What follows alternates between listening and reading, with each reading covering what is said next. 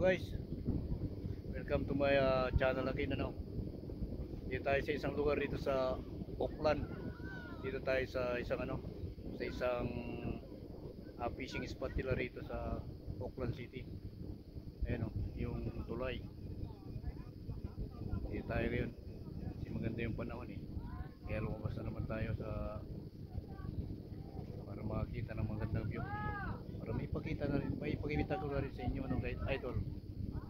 Ayan yan guys, nandito tayo sa may tulay guys eh. Ayan, medyo busy pa yung mga tao dito sa Bingwit. Kasalukuyang nagbabait na rin yung mga isda. Yung mga hasa-hasa ganyan. Tapos yung isda nila rito na snapper. Yung special nila na isda rito sa New Zealand yun, snapper. Ayan, nandito tayo ngayon. Ipakita na naman natin sa ipakita ko rin sa inyo na kung ano yung kagagayan dito sa New Zealand ngayon. Okay naman yung New Zealand ngayon mga idols. Ayan, okay naman siya. Yung nga lang yung panahon talagang ganito sa New Zealand na pagbabago yung panahon eh.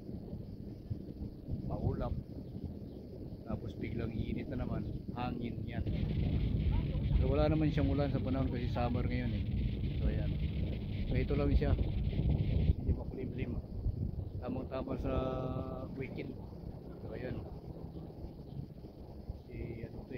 itong lugar na to malapit sa city, kaya maraming lokal, maraming turista pupunta rito. Ayan, kagaya ng nakikita nyo, may mga jet ski, yung mga ferry boats dyan.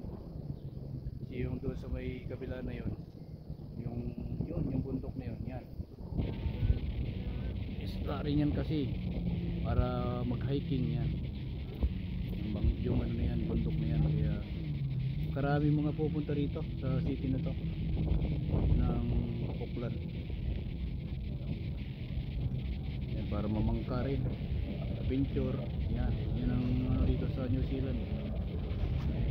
Yan ang makikita mo ng tanawin dito sa New Zealand, lalo sa tabing dagat.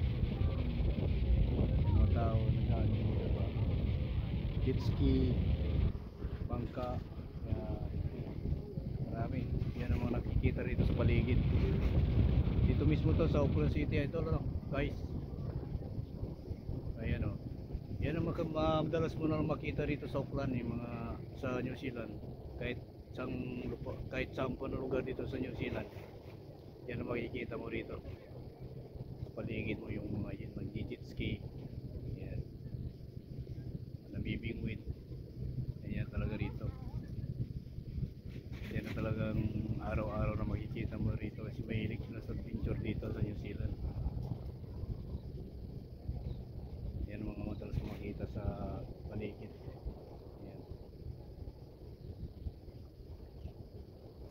Yan, busy lagi yung karagatan sa mga namimingwit, adventure sila. Yan ang hilig nila rito eh. Ganyan lagi, araw-araw talagang busy ang karagatan sa mga tao dito sa adventure nila. Kaya ganyan nakikita na lang. Yan mismo sa may lugar natin, city yun.